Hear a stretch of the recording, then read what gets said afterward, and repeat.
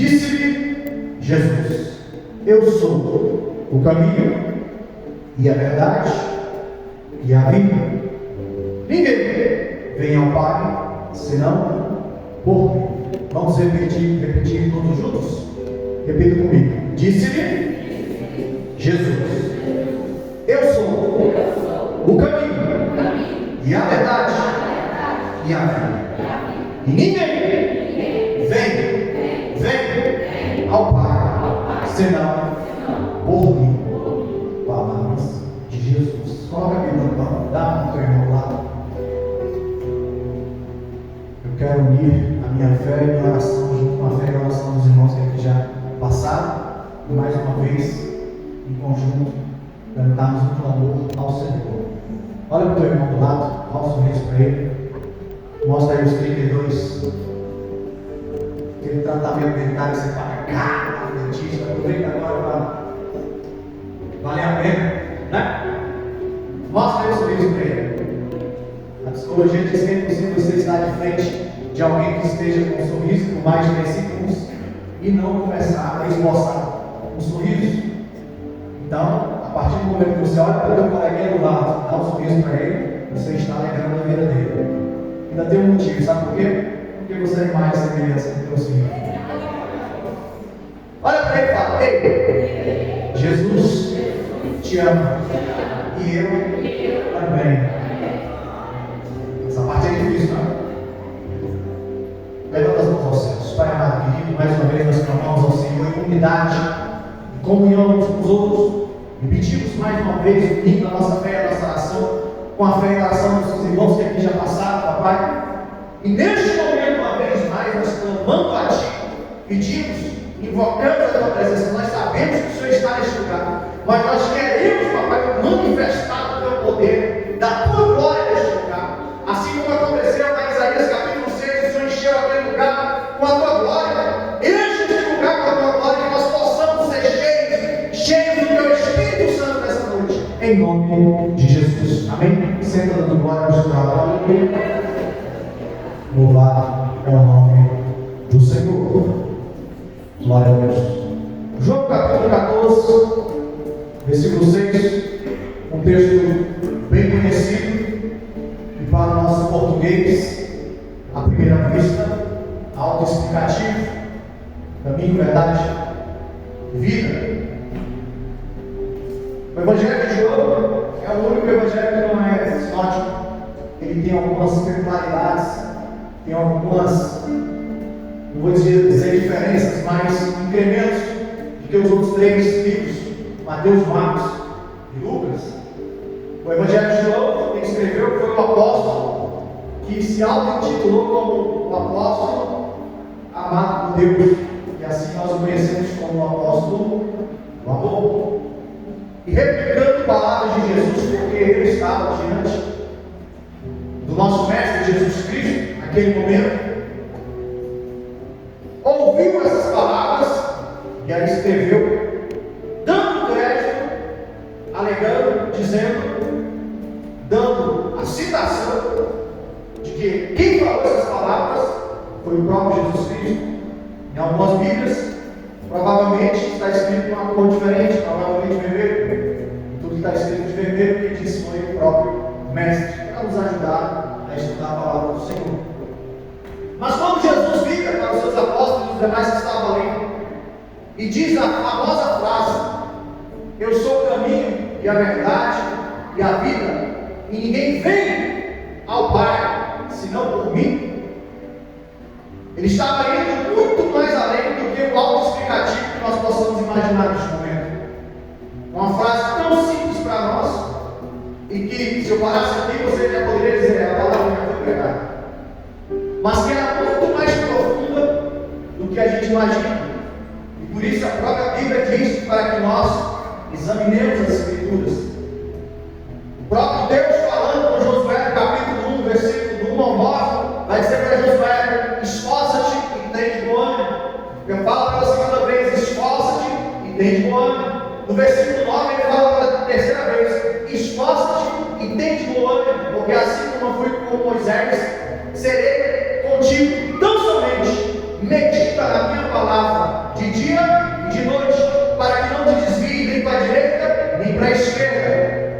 alcance o que eu tenho prometido aos meus servos. A palavra vai dizer lá em Romanos capítulo 10 que a fé vem pelo ouvir e ouvir a palavra de Deus. Apocalipse capítulo 1, versículo 3 vai dizer que bem-aventurados os que ouvem, que leem o livro desta profecia. Mas examinando esse texto, saindo da boca do próprio Mestre Jesus Cristo, aproximadamente 2000 anos atrás, relatado por João, para entender a gente tem que voltar um pouco na história e entender por que ele falou isso. Eu tenho certeza que no término desse culto, você vai estar um pouco mais aprofundado na palavra do Senhor, e quando ouvir essa palavra por outros, vai vir todo um contexto na tua cabeça, e com certeza você vai glorificar o nome do Senhor com muito mais força. Essa história, ela começa não aqui, mas ela vai começar lá no Velho Testamento, quando Deus tira o seu povo da situação de escravo e leva para a terra prometida.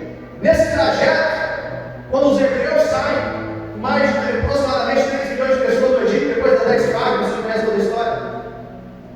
Olhando o mapa geográfico, quando Deus fala com Moisés, que era o seu interlocutor para o povo de Deus, Moisés já pensa na sua cabeça: eu conheço o deserto, eu vivi 40 anos aqui no Egito, depois vivi 40 anos no deserto de Midian, então esse trajeto eu conheço. Se Deus está mandando a gente para a terra prometida, é acima de Midian, nós vamos pegar dando a volta pelo Mar Vermelho e seguir uma terra prometida. Mas Deus dá uma ordem: não vai para aí, Moisés, você vai em direção ao Mar Vermelho. E chega naquele momento, os hebreus, liderados por Moisés, diante do Mar Vermelho, conhecendo a história. De repente, olha para a esquerda, vem os cavaleiros de Faraó. Olha para trás, montanha. Olha para a esquerda, para a direita, deserto. Só solta o Mar Vermelho. E Deus começa a olhar aquela situação, não fala nada, não dá um pio. As pessoas começam a murmurar, clamam a Moisés. Moisés nos trouxe para cá para morrer na beira do Mar Vermelho. Era verdade que voltar. Façamos o seguinte: nós temos uma comissão, voltemos em direção a Faraó, peçamos desculpa a ele, talvez ele nos deixe voltar na situação de escravo, pelo menos teremos legumes e cebolas para comer. E de repente Moisés vem naquela situação, como diz o nosso ditado brasileiro, entre a cruz e a espada, e clama ao Senhor: meu Deus, o povo está desesperado e eu não sei o que fazer. O que eu faço neste momento? A resposta de Deus para ele é: por que clamas a mim, Moisés?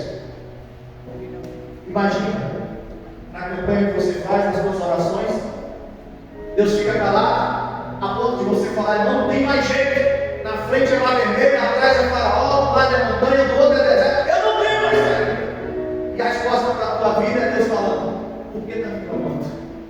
É desesperador, principalmente para o líder. Moisés continua falando com Deus: é porque o povo está clamando com medo de morrer, eu não sei o que fazer. Moisés, o que você tem na mão? Eu tenho um cajado, então toca nas águas. A Bíblia diz que ele toca, e o mar, inexplicavelmente, para todos os estudiosos até no século XXI, não tem como explicar como aquele mar se abriu. A Bíblia diz que foi como um sopro das narinas, é como se Deus tivesse feito um fungado assim. A Bíblia diz que o mar se abre. Glória a Deus. A gente chega à conclusão que Deus primeiro complica, depois ele descomplica, para depois ele explicar. Quando nós estamos no meio da adversidade, a gente não vê saída já. Mas depois que Deus dá a saída, que a gente passa pelo vale, a gente vive mais do vale. Passa de ver. A Bíblia diz que eles atravessam, e a explicação é que Deus queria exterminar o maior exército da face da terra, o exército dos egípcios. Nunca mais na história, até os dias de hoje, o Egito nunca mais foi uma potência como era naquela época. Mas a história continua. E quando eles atravessam o deserto, a Bíblia diz que Miriam pega o poder e canta. Ela louva ao Senhor. Ela adora ao Deus vivo com aqueles mais de 3 milhões de pessoas. Outrora eles estavam desesperados, naquele momento eles estavam regozijando, pulando, exaltando, glorificando o nome do Senhor, porque há 24 horas atrás eles estavam na situação de escravos, submissos ao maior exército da terra. E naquele momento depois do Mar Vermelho, eles eram um povo livre, com o exército que estava na cola deles exterminado, não tinha mais perseguição. Deixa eu te falar uma coisa, a tua vitória está bem pertinho. Glória a Deus. Segura mais um pouco. Se você está no deserto, não esquece que tu já atravessou o Mar Vermelho. Aleluia. O deserto agora é de Deus. Porque no deserto Deus mandou a coluna de fogo para a noite, porque o deserto à noite chega a fazer menos 65 graus. E de dia mandou a nuvem, porque no deserto de dia chega a fazer 65 graus, à noite no deserto chega a fazer 5 graus. É muito frio. Deus deu providência. De repente o povo não tinha o que comer, Deus manda maná. O povo não tinha água, Moisés toca na rocha a primeira vez, sai água. Não continua sem água em outra situação, Moisés toca na rocha de novo e sai água em outro lugar. O ponto de água que sai água, onde Moisés tocou, está lá em Israel até hoje. Quem tiver a oportunidade de ir lá, vai olhar a água jorrando até hoje, saindo da rocha. O povo enjoou de comer o maná. Estamos enjoados, Senhor. Toma compromisso com as galinhas para você fritar, assar, cozinhar, faz o que vocês quiserem. Passaram para dentro, né? Domingão, a gente olha no WhatsApp. Vamos procurar aqui um frango assado. Corre, esposo! Vai lá no Cristo Norte, tem um frango assado na brasa, quarentinha, só ouro, também com farol e vinagrete. Mas tem que ir rápido, não perde. Deus mandou foi do céu. Eu fico imaginando o gosto dessa comida do céu. A história continua. Chega em certo momento que Moisés, lembrando da vivência dele no deserto, conhecedor e estudioso, já tinha desenhado aquele mapa. Ele fala: bem, atravessamos o Mar Vermelho, estamos ao norte, agora é só a gente continuar aqui pela esquerda e ir direto para a terra prometida, tomar posse da vitória. Mas Deus dá uma ordem: Moisés, vai descendo esse braço do Mar Vermelho aí para a direita. Senhor, mas vai para a direita, assim, tá bom. Até o momento que eles chegam no Monte Sinai. No Monte Sinai acontece algo extraordinário. Deus chama Moisés e fala: Moisés, vai para o monte, vai para lá, que lá eu vou falar contigo. A Bíblia diz que ele fica lá 40 dias e 40 noites. É o primeiro relato na Bíblia de alguém que ficou 40 dias e 40 noites jejuando. Lá no monte, depois desse tempo, o povo já estava de novo murmurando, dizendo: Moisés é morto. Sabe o que é orar? Uma besta-fera do rio, alguma fera do deserto, o matou. Levantamos um outro líder. Arão, você é irmão dele, você está junto com ele, lidera a gente. Arão sem saber o que fazer. Miriam tinha cantado, é irmã dele. Miriam fala para Arão para liderar a gente. Ou a gente vai para a terra prometida, não volta para o Egito, mas a gente tem que tomar atitude. Mas quando termina 40 dias, Moisés desce o quê? 2 tábuas entregues e escritas pelo próprio Deus, com os 10 mandamentos. Quando Moisés olha a situação, eles estão adorando o bezerro de ouro feito com ouro que trouxeram para o Egito.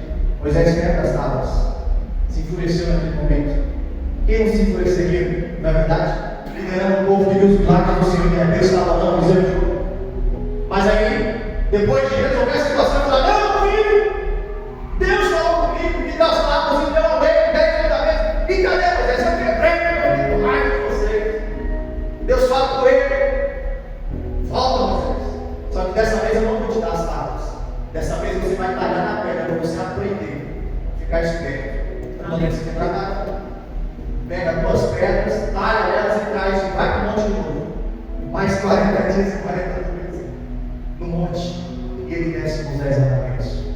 Só que lá no Monte Sinai acontece algo. Deus viu o povo questionando, porque a cultura egípcia era adorar deuses que eles viam: Baal, Astarote, Azerá, Deus Sol, Errá, o próprio Nilo, eles consideravam Deus. Então eles questionam isso a Deus. E o que Deus faz? Moisés, meu povo precisa de um lugar para adorar. Eles estão questionando, então vamos fazer.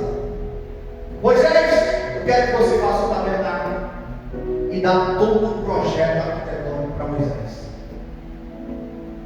cortinas de linho, as colunas, as cordas para segurar as colunas para não deitar. Ele fala quantos ambientes tem a altura, o comprimento, a largura, a profundidade. Dá todo o projeto para Moisés. Fala o material, qual deveria ser. Fala, Moisés, você vai fazer o tabernáculo dessa forma.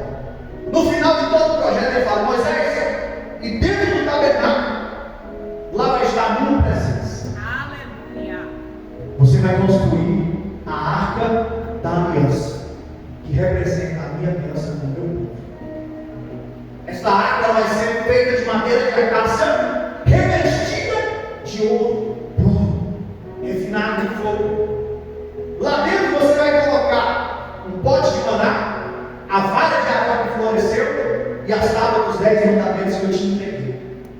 Em cima da arca vão ter 2 anjos com asas cobrindo seus olhos, e no meio uma bacia pequena, porque neste lugar eu vou estar. Lá vai estar a minha presença. Assim ele faz, chama o povo, os levitas. A Bíblia diz que todos eles se mobilizam e constroem o primeiro tabernáculo. Esse tabernáculo, ele tinha 4 partes. A primeira, a parte de fora. Qualquer um poderia chegar pela parte de fora. A população, o estrangeiro, o endemoniado, não interessa. Só que depois desse muro, que era feito de cortinas, existia a primeira porta. Essa cortina era toda de linho branco, mas as portas eram coloridas, azul e vermelho, carmesim e púrpura.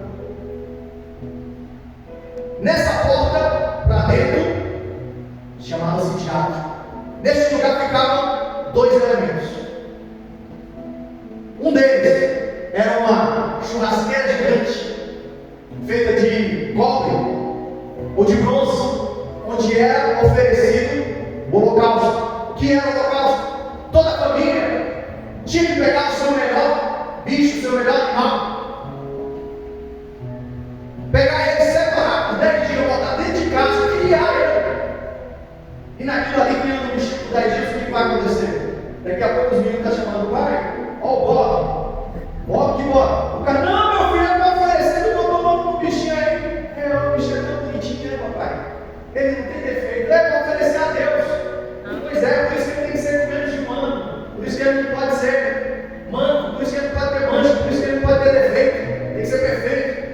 Pois é, o Bob lá é tão bonitinho, já tem água para ele, já cuidei dele. Meu filho não se apega, porque daqui 10 dias ele vai. A Bíblia diz que era para oferecer algo de valor. Vai sacrificar o teu animalzinho de estimação na tua casa.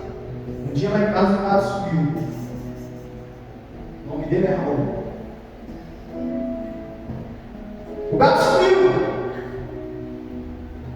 E eu, meu Deus, o que eu faço? E minha esposa engoliu o choro. Falou assim, amor, o gato sumiu. Eu falei, sim. E o que eu posso ajudar? A gente tem que procurar. Mas ele não está em cima da casa? Ele não está com medo de subir porque ele é gordo. Ele não está atrás de alguma coisa, que uma vez ele respondeu lá, já procurei, ele não está. Ele não está pela vizinhança? Não está. Meu Deus, Jesus amado. E ela forte. De repente ela foi na rua, abriu o portão, volta, encostou perto do sofá. Meu gato sumiu.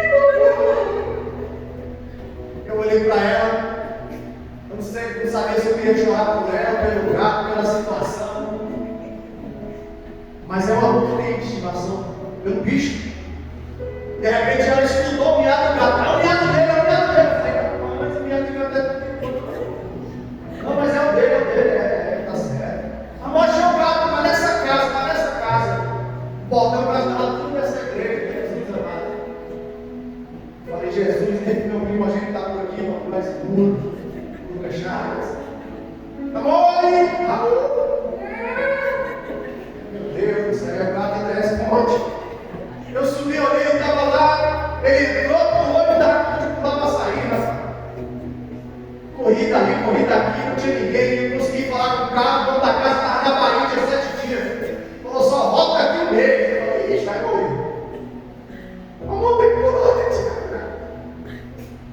pulei. Arrebentei todinho, com aquele chato escarrado no joelho. Eu pulei, mestre, presta atenção. Vocês não estão entendendo essa história? Foi com vocês. Eu pulei para dentro, não tinha ninguém. Depois que eu lembrei, será que tinha um cachorro aqui? Por isso que ele está escondido. Espero que não. Vem, cara, vem, cara.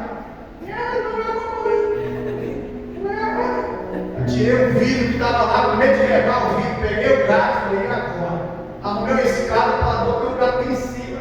Me arrebentei esse vidro no mundo, passei o gato para ela, aí ia descer, ela pegou o gato e saiu no quadro, meu amigo. E eu lá de cima do mundo, mas eu. O sacrifício para Deus, no tabernáculo, tinha que ser com um animal desse jeito.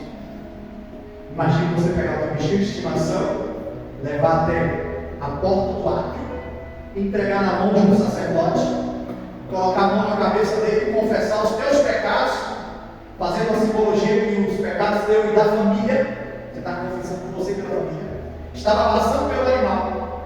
Na sequência, o sacerdote olha para você e fala, é só isso? É, então segura. Decola o bicho, sangra ele, entrega para outro sacerdote, põe na churrasqueira gigante, dava mais ou menos uns 3 metros por 3 metros, e fica lá o bicho queimando e a fumaça cobrindo. Não se aproveitava nada desse animal. Moisés construiu o templo, tem um detalhe muito importante. Meu Deus do céu. Eles construíram as paredes de linho, eles construíram os 3 ambientes, eles construíram a arca da aliança, colocaram os objetos lá dentro, colocaram no lugar, fizeram tudo. No dia da inauguração, sabe quem inaugurou? O próprio Deus. A Bíblia diz que nesse lugar do holocausto, Deus mandou fogo do céu e acendeu aquela fogueira. E a ordem foi para os sacerdotes: o fogo arderá sobre o altar. Em algumas versões está não se apagará, em outras está escrito que é mais correto: e não deixe apagar. A ordem era essa. O sacerdote tinha que dar manutenção àquele fogo continuamente, não podia apagar. Era usado na minha situação que já era lá. O primeiro ambiente era a primeira porta que dava acesso ao átrio. O sacrifício do animal, colocado no holocausto, consumido por um fogo que foi acendido pelo próprio Deus. Ali, o sacerdote descia daquela churrasqueira que era alta, pegava a bacia de bronze ou de cobre com água, lavava as suas mãos, trocava-se de roupa e ia para o outro ambiente. Este primeiro ambiente de sacrifício é um ambiente que simbolizava, melhor dizendo, a purificação. A maioria das vezes que a Bíblia fala de fogo, vem atrelado a juízo e purificação. No caso do tabernáculo propriamente dito, estava purificando o pecado daquele homem e da família dele. A primeira porta que dava acesso ao átrio, o ambiente era para a purificação. Mas aí continuava o rito. No tabernáculo tinha o átrio e depois tinha o lugar santo, onde tinham 3 elementos lá dentro. Um deles, o primeiro, era a menorá, um castiçal com 7 pontas. Nas pontas deles tinha os copinhos para colocar azeite e acender. Não podia deixar apagar, tinha que dar manutenção aqui constantemente. Era o único objeto de iluminação naquele lugar. A única coisa que iluminava o ambiente era a menorá. Ela representava o que está escrito no livro de Mateus, que Jesus é a luz. Ali estava iluminando de forma que todos pudessem ver o que estava ali dentro. Um dos objetos. O outro objeto que tinha do lado direito era a mesa da proposição, a mesa dos pães ázimos, onde tinham 12 pães feitos sem fermento, com ervas amargas. 12 pães porque representavam as 12 tribos de Israel. Amargos e sem fermento porque lembravam o dia que eles saíram do Egito. No dia da Páscoa, no dia seguinte eles saíram e não dava tempo de levedar a massa para que crescesse o pão.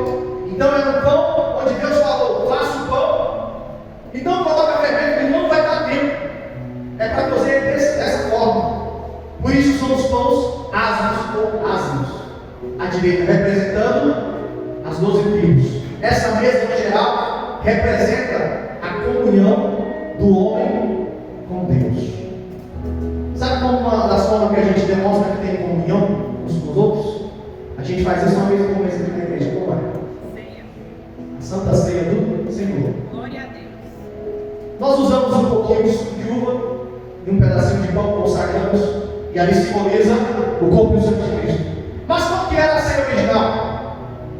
1 Coríntios capítulo de número 11 vai dizer que eles se reuniam, assim como a gente se reúne nas nossas festividades, e todo mundo trazia o quê? Comida e bebida. E assim eles partiam o pão em comum. A gente mostra que tem comunhão uns com os outros quando a gente faz igual a dona Florinda.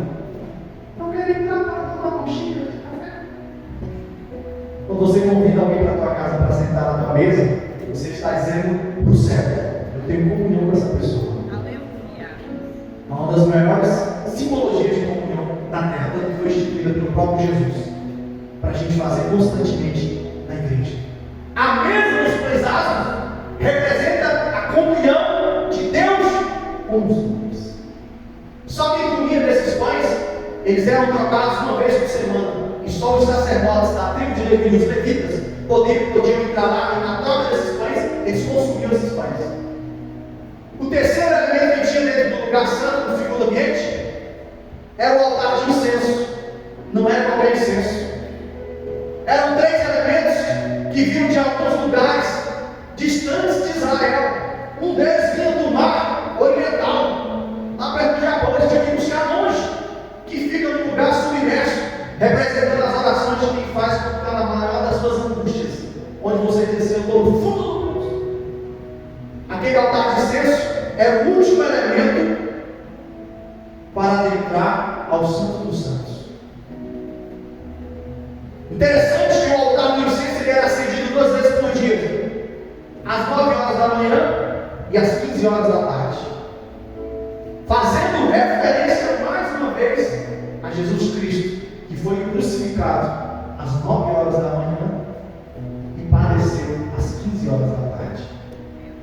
A Bíblia diz e orienta que esse incenso representa as orações do seu povo subindo com aroma até o céu. Glória a Deus. Era a única coisa que dividia o último elemento para chegar no lugar santíssimo. Porque passava-se pelo menorá, passava-se pela mesa dos pães asmos à direita, e logo na frente tinha a mesa do altar de incenso, feito com madeira de acácia e revestido de ouro também. Naquele lugar, para acender esse incenso às 9 da manhã, às 15 da tarde, eles tinham que pegar a brasa. Adivinha onde é que eles pegaram essa brasa? Lá na churrasqueira de forma que Deus tinha acendido o fogo. Não é em qualquer lugar. Não podia ir lá com o isqueiro, não, mas não podia acender o fogo com a pedra, esfregar os 2 garotinhos, riscar uma pólvora. Não! Para acender aquele incenso com um aroma suave, tinha que pegar uma brasa tirada lá no altar de fora, do fogo que Deus tinha acendido, e colocar lá para poder gerar o incenso. Passando a segunda porta, vai para esse lugar que é o lugar santo. Mas a terceira porta, ela dá acesso ao lugar santíssimo, ou lugar santo dos santos. Este lugar, só quem entrava era o sumo sacerdote. Quem era essa pessoa? Ele era da tribo de Levi, da família de Arão. Quando Arão estava vivo lá no deserto, perto do Monte Sinai, quando foi instituído para fazer o tabernáculo, quem entrava lá era ele. Arão, escolhido por Deus para fazer essa primeira situação, ele não entrava de qualquer jeito, ele entrava com uma corda amarrada na cintura, porque ele sabia que qualquer pessoa que entrasse na presença de Deus e tivesse um mínimo de pecado, ele morreria instantaneamente. E os outros ficavam lá fora segurando a corda, porque se ela parasse de se mexer por algum tempo, podia puxar que estava só um cadáver, e ninguém era doido de entrar lá para poder pegar.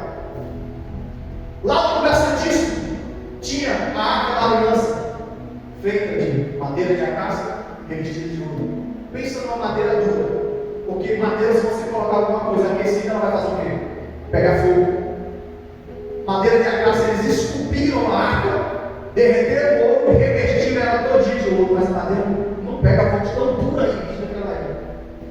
Quem mandou fazer essa ladeira foi o próprio Deus. Lá dentro tinha, como eu já falei, a tábua dos 10 mandamentos, a vara de Arão que floresceu e um poste de maná. E uma vez que o sacerdote entrava na presença do Senhor para oferecer e apresentar as orações de toda a congregação, de todo o povo, pedindo perdão, se ele saísse vivo de lá, é porque Deus tinha recebido. E a Bíblia diz que todo o arraial via quando Deus respondia com o fogo e entrava naquele lugar.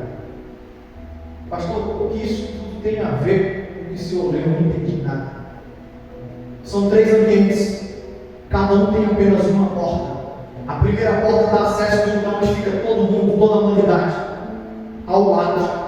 No átrio é um lugar de purificação.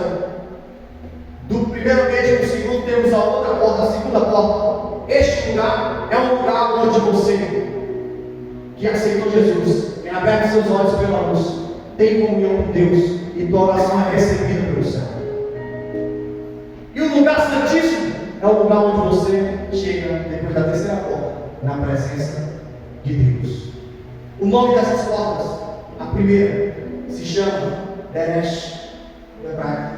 A segunda se chama Emet. E a terceira dá acesso ao lugar santo dos santos. Se chama Raim, que traduzido quer dizer caminho, verdade e vida. Quando Jesus fala no capítulo 14, eu sou o caminho, a verdade e a vida, ele estava dizendo, eu sou a primeira porta que purifica os pecados. Eu sou a segunda porta que abre os teus olhos, tem comunhão contigo e ouça as tuas orações. Eu sou a terceira porta porque eu sou o próprio Deus e ninguém vai ao Pai a não ser por mim. Glória a Deus. Sabe o que é interessante? Que quando Jesus falou essa frase, o lugar santíssimo, o lugar santo do santo, não tinha mais a arca da aliança. Não tinha mais. Ela tinha se perdido no cativeiro babilônico, relatado no livro de Jeremias, relatado no livro de Reis e Crônicas, também fala a respeito disso.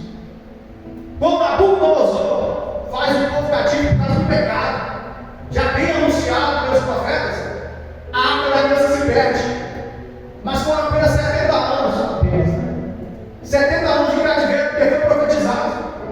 Quando o fim dos 70 anos, o povo volta para a terra, o tempo se passa, o reinado muda, e Deus levanta um copeiro chamado Neemias. Ele escuta a história, ele volta para a terra dele com autorização, com uma carta, para reconstruir, ajudar a reconstruir o templo e os muros de Israel. Só que uma coisa não foi colocada dentro dessa nova inauguração.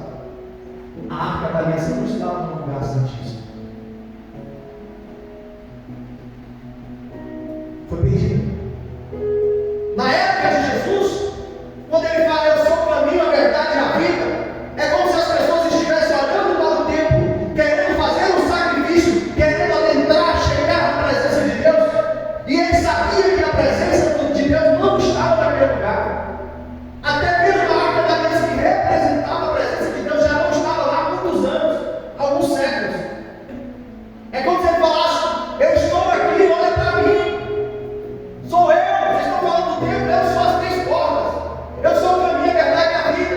Deresh, Emet, Raim, sou eu, estou aqui. E se você passar por mim, quando chegar lá, você vai me encontrar, porque eu sou o próprio Deus.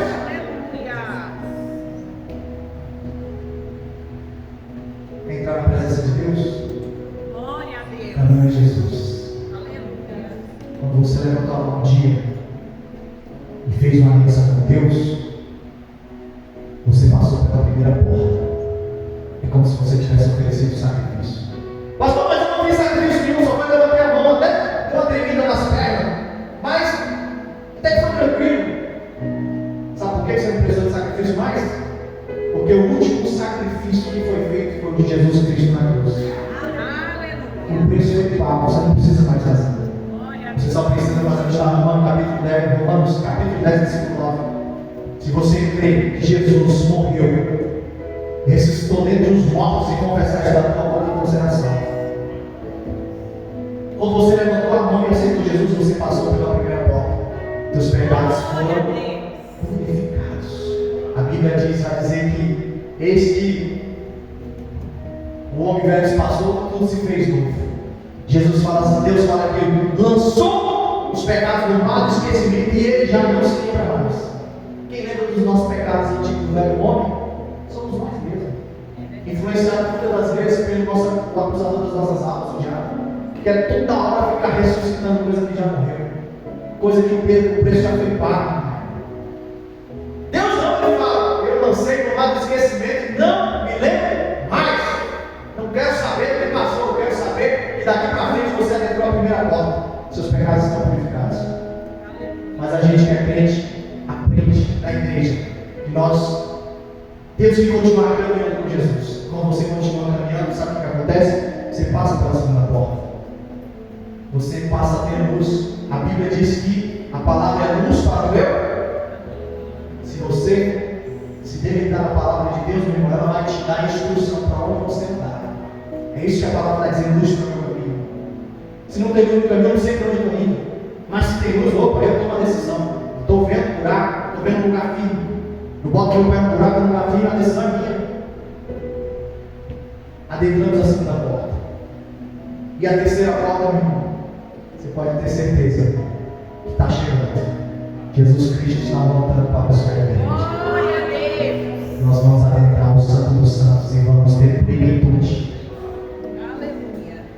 O segundo ambiente é uma representação do que tem o terceiro ambiente. Os pães ázimos, a menorá, que é o castiçal da luz, o incenso é uma preparação, é como se fosse um estágio, irmão, da presença de Deus. Quando você entende esses três elementos, quando você passa a viver com esses três elementos, quando você passa a entender que cumprir esses três elementos que está na segunda porta para dentro, é o momento que você está apto a entrar na terceira porta, está junto com o Santo dos Santos. Quando isso acontece, pastor? Filipenses capítulo 1, versículo 6. E o Senhor é fiel para completar a obra que Ele começou nas nossas vidas. E aqui vem o mistério. Até o dia do Senhor. Qual que é o dia do Senhor? Para muitos já chegou o dia do Senhor, desde a hora que a gente abriu a conta já partiu, morreu. Querendo ser que morrer com Jesus. A Bíblia diz que o Senhor não tem prazer na morte. Mas o dia do Senhor, para nós, estamos vivendo na presença do Senhor, buscando, errando, acertando, mas nunca desistindo. Conquistamos o céu por esforço. Quando você chegar nesse segundo estágio, Deus vê que você está apto e vai falar: chega, vem para cá. Ele fez isso com Moisés. Moisés já na terra prometida, está vendo? Estou. Então chega, você já está no segundo estágio, então vem para cá, vem para o lugar santíssimo. Eu sou o caminho, a verdade e a vida. Quando nós aceitamos a Jesus, levantamos a mão, nós passamos pela porta chamada caminho. Quando nós continuamos andando e perseverando em meio à dificuldade e à luta, no jiu-jitsu tem um comprimento que a gente fala OSS. É um termo oriental que quer dizer, traduzindo, perseverar em meio à adversidade. O jiu-jitsu é isso. Então, o oponente querendo te finalizar, você tem que perseverar tentando finalizar ele. No mundo é a mesma coisa. É o mundo querendo fazer com que a gente perca a salvação. E a gente lutando em meio à adversidade, a luta, a peleja, a muralha, a palavra contrária, a inveja, o levante. Meu Deus. E você bater o pé e falar: eu não arredo o pé. Eu vou continuar caminhando em direção ao Santo. Glória a Deus. Fique sobre os seus pés. Jesus é o caminho, a verdade e a vida. Eu creio que todos nós aqui estamos na segunda porta. Estamos na verdade. A vida, na sua plenitude, nós alcançaremos quando morarmos no céu.